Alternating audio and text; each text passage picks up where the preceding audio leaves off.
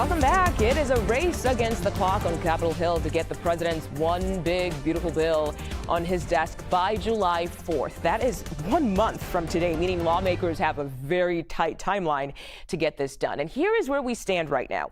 After passing the House in a very close vote last month, it's the Senate's turn to hash out the details. Now, keep in mind the legislation can only afford to lose 3 Republican votes, and it does not help that the bill is already facing fresh scrutiny this week, and that criticism is coming from one of the president's closest allies, Elon Musk.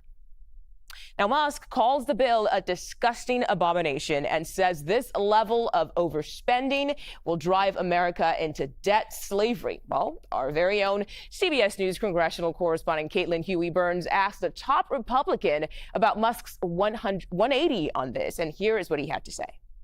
What do you think changed? Why do you think he's coming out against this now? And have you spoken to the president and Elon since the infamous tweet? Well, I'll tell you, I called Elon last night and he didn't answer, but I hope to talk to him today. I mean, it's not, it's very friendly, and we've laughed about our differences on policy before. I'm not upset about this, and I think he understands, and he's acknowledged to me before, that this is so serious that we can't fool around with it.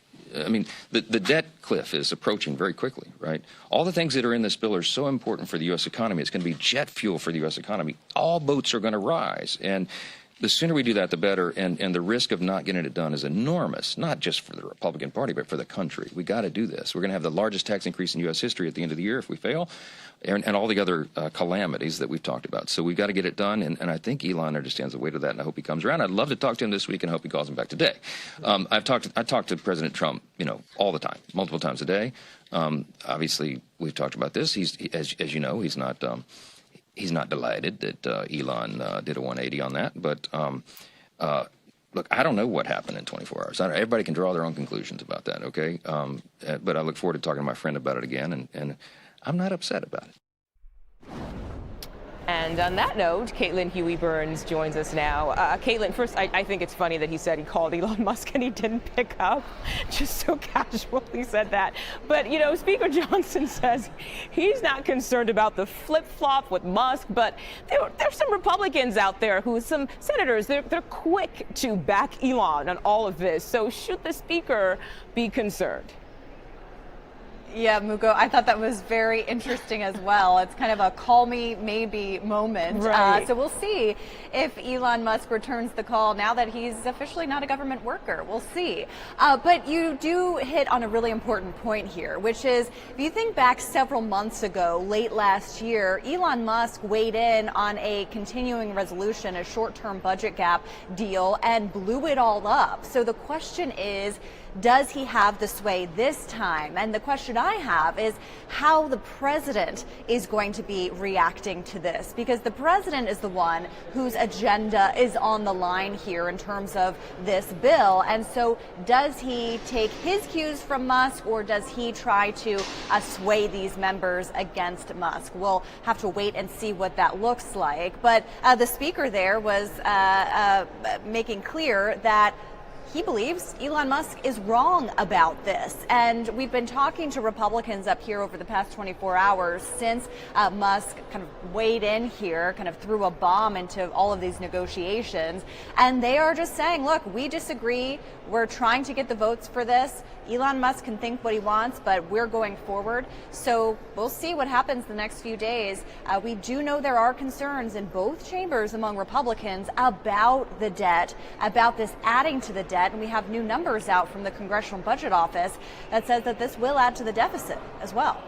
Yeah, and speaking of that, actually, the Budget Office projects that this bill over 10 years will cut taxes by $3.7 trillion and add $2.4 trillion to deficit. So just based on what you said earlier, how are lawmakers reacting to that news?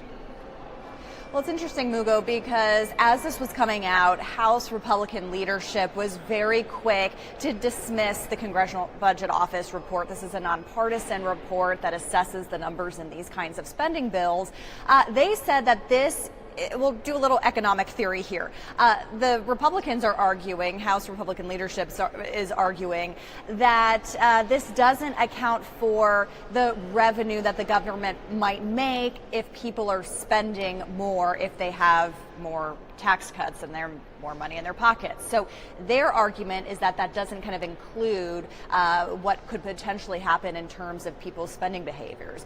That's one thing. But you also have some conservative Republicans, these deficit hawks, who are very concerned that the government is spending more than it's taking in this bill and adding to the deficit. And that is a key concern among some of the holdouts on the Senate side. So this certainly isn't going to help sway those members, and we'll see, what they can do to get them around. Yeah. And also on the Hill, Commerce Secretary Howard Lutnick, he's on the hot seat answering questions about the department's fiscal 2026 budget request. What exactly is happening there?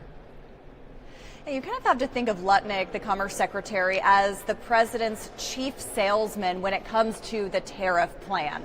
We've heard a lot, obviously, from the Treasury Secretary, but this is a chance for Lutnick to make his case and defend the president's tariff plan. And I can tell you, Mugo, just from listening to the hearing, and it's still ongoing, that he's getting some tough questions from Republicans as well, especially some pointed questions about what exactly a reciprocal tariff means. If countries agree to lower their tariffs, will the administration agree to lower them in return? And those are some still outstanding questions that he has had to answer. But that is kind of the main takeaway of his time on the Hill. A lot of questions from both sides of the aisle about this tariff policy that's obviously controversial. A lot of questions on that for sure, and a lot to talk about when it comes to tariffs these days. All right, CBS News congressional correspondent Caitlin Huey-Burns, thank you so much for your time.